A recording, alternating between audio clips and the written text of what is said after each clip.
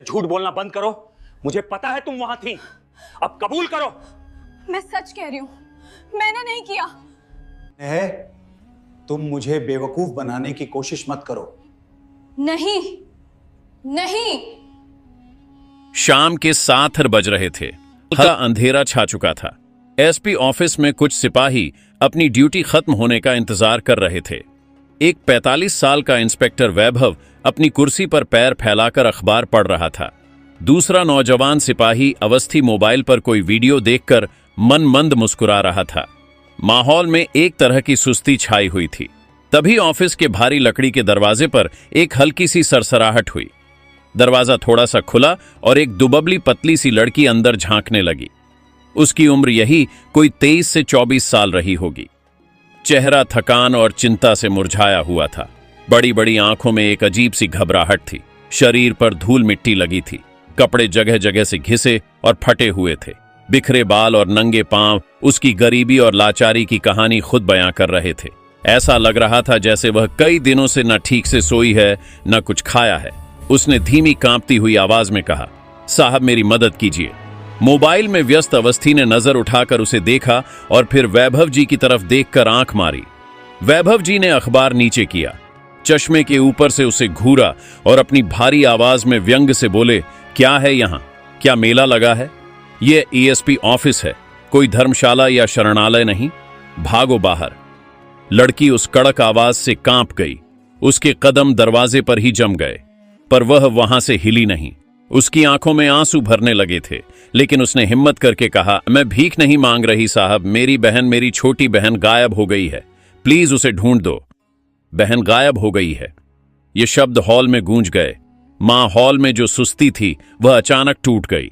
कोने में बैठा एक मुंशी हंस पड़ा। अवस्थी ने ताना मारा, वाह, बहन भी गायब हो गई।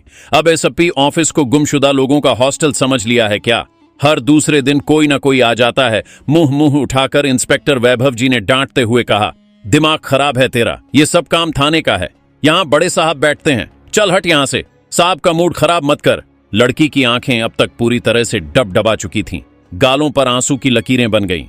उसने अपने मैले से झोले में हाथ डाला और एक पुरानी मुड़ी फोटो निकाली। तस्वीर बहुत धुंधली थी, रंग भी उड़ चुके थे। उसमें एक 18 साल की खूबसूरत लड़की हंस रही थी।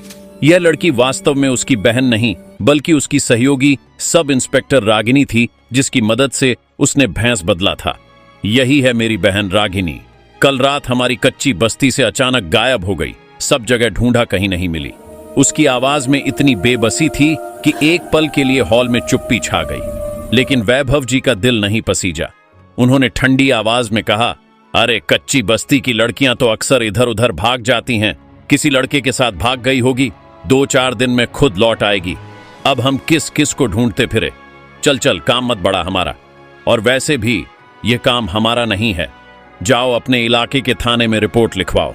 अंजलि ने रोते हुए कहा, गई थी साहब, थाने गई थी, वहां के पुलिस अंकल ने मुझे भिखारी बोलकर भगा दिया। बोले ये सब ड्रामा कहीं और जाकर करना। ये सुनकर वैभव जी और अवस्थी एक दूसरे को देखकर मुस्कुरा दिए, जैसे यह कोई रोज की बात हो। लड़की पूरी तरह टूट चुकी थी। उसे समझ नहीं आ रहा था कि वह कहां जाए, किससे मदद मांगे। तभी अंदर केबिन से एक भारी और कड़क आवाज आई, क्या हो रहा है बाहर? इतना शोर क्यों है? यह आवाज थी एसपी राज प्रताप सिंह की। राज प्रताप सिंह का नाम पूरे जिले में मशहूर था। उनकी ईमानदारी, अनुशासन और काम करने के तरीके के सब कायल थे। अपराधियों के लिए उनका नाम खौफ का दूसरा नाम था, लेकिन आम और गरीब लोगों के लिए वह किसी मसीहा से कम नहीं थे। उनकी आवाज सुनते ही हॉल में पिन ड्रॉप साइलेंस हो गया। वैभव जी अपनी कुर्सी से उठ खड़े हुए और अखबार समेटने लगे। अवस्थी ने झट से मोबाइल अपनी जेब में डाल लिया। सब सावधान की मुद्रा में खड़े हो गए। वैभव जी ने घबराते हुए कहा, कुछ नहीं सर, वह एक लड़की आई है, कह रही है कि उसकी बहन गायब हो गई है। फिर राज प्रताप की आवाज गूंजी, किसी का गायब होना कोई मामूली बात नहीं है। वैभव और एक फरियादी की शिकायत और किसी की भीख में फर्क करना सीखो। भेजो उसे अंदर। वैभव जी का चेहरा उतर गया। उन्होंने सहमी हुई लड़की की तरफ इशारा किया और धीरे से कहा, जाओ साहब, बुला रहे हैं। लड़की कांपते हुए कदमों से केबिन की तरफ बढ़ी। उसका दिल जोर जोर से धड़क रहा था। उसे डर लग रहा था कि कहीं अंदर वाला साहब भी बाहर वालों जैसा ही ना हो। उसने धीरे से दरवाजा खटखटाया। अंदर आ जाओ, आवाज आई। उस लड़की का नाम अर्पिता था। डरते डरते केबिन में दाखिल हुई। केबिन बहुत बड़ा और साफ सुथरा था। एक बड़ी सी मेज के पीछे आरामदायक कुर्सी पर एएसपी राज प्रताप सिंह बैठे थे। उनकी वर्दी पर सितारे चमक रहे थे। चेहरा रौबदार था, लेकिन आंखों में एक अजीब सी शांति थी। उन्होंने अर्पिता को ध्यान से देखा। उसका मासूम पर टूटा हुआ चेहरा, आंसुओं से भरी आंखें, डरी हुई आवाज। राज प्रताप ने एक ही नजर में उसकी हालत का अंदाजा लगा लिया। उन्होंने अपनी कुर्सी से उठकर पास रखी पानी की बोतल से एक गिलास में पानी भरा और अंजलि की तरफ बढ़ाया। उनका स्वर इस बार बहुत नरम था। बैठो बिटिया, पहले पानी पियो और डरो मत। बताओ क्या हुआ? किसी बड़े अफसर का इतना अपनापन देखकर अर्पिता हैरान रह गई। उसने कांपते हाथों से गिलास पकड़ा और एक ही सांस में पूरा पानी पी गई। उसके गले की खराश कुछ कम हुई। उसने हिम्मत जुटाई और अपनी कहानी सुनानी शुरू की। साहब, मेरा नाम अर्पिता है और मेरी छोटी बहन है रागिनी। कल शाम को हमारी कच्ची बस्ती के सारे लोग पास वाले हैंडपंप पर पानी भरने गए थे। बच्चे वहीं खेल रहे थे। जब सब वापस लौटे तो रागिनी नहीं मिली। पहले हमें लगा कि यहीं कहीं होगी, किसी के घर चली गई होगी। हमने पूरी रात उसे ढूंढा, हर घर, हर गली, पास के मैदान में, लेकिन वह कहीं नहीं मिली। सुबह मैं थाने गई थी, पर वहां उन्होंने मुझे भगा दिया। अर्पिता ने रोते हुए वह धुंधली सी फोटो राज प्रताप की मेज पर रख दी। राज ने तस्वीर हाथ में ली, एक खूबसूरत लड़की की मुस्कान। उन्होंने कुछ देर तक तस्वीर को देखा, जैसे कुछ याद करने की कोशिश कर रहे हों। उनकी निगाहें उस तस्वीर पर जम सी गईं। कुछ पल के लिए केबिन में एक अजीब सी खामोशी छा गई, जैसे वक्त हार गया हो। राज प्रताप ने तस्वीर से नजरें हटाईं और अर्पिता से पूछा, अपना नाम क्या बताया तुमने बिटिया? जी अर्पिता। अर्पिता, ये फोटो बहुत पुरानी लग रही है। कहाँ खिंचवाई थी? अर्पिता की आंखों में फिर से उदासी छा गई। 1 साल पहले साहब, मेरे पिताजी ने खिंचवाई थी एक मेले में। उसके बाद तो वह हमें छोड़कर चले गए। अब हम दोनों बहनें ही एक दूसरे का सहारा हैं। मैं पास की एक कोठी में साफ सफाई का काम करती हूँ और रागिनी का ध्यान रखती हूँ। वह मेरी दुनिया है साहब, प्लीज उसे ढूंढ लाइए। राज प्रताप का गला भर आया। उन्होंने धीरे से पूछा, तुम्हारे पिता का नाम क्या था? बलवंत सिंह। यह नाम सुनना था कि राज की उंगलियां जो फाइल पर थीं, वह वहीं रुक गईं। यह नाम किसी तीर की तरह उनके सीने में धंस गया हो। बलवंत सिंह, वही नाम जिसे उन्होंने अपने बचपन की धुंधली यादों में सुना था। वही नाम जिसके जाने के बाद उनका बचपन एक अनाथालय की 4 दीवारी में गुजरा था। उनकी नजर अचानक अर्पिता की दाहिनी बाह पर पड़ी, जहां कपड़ा थोड़ा फटा हुआ था। वहां एक पुराना गहर जलने का निशान था।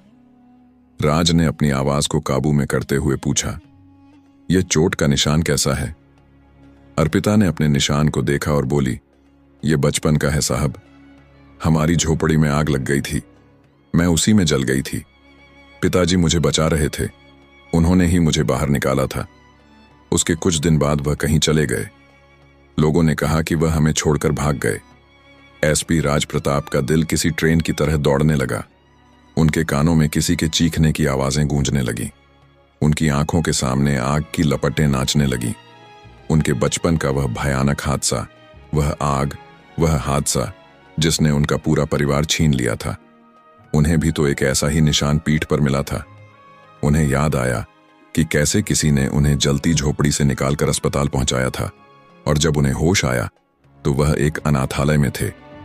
उन्हें बताया गया था कि उनके परिवार में कोई नहीं बचा। उन्होंने अपनी कांपती हुई आवाज में एक आखिरी सवाल पूछा, अर्पिता, तुम्हें अपने पिताजी की शक्ल याद है? अर्पिता ने अपनी आंखें झुका लीं। बस थोड़ा थोड़ा, बहुत धुंधली सी याद है। बड़े मजबूत कद काठी के थे, लेकिन वह हमें छोड़ गए।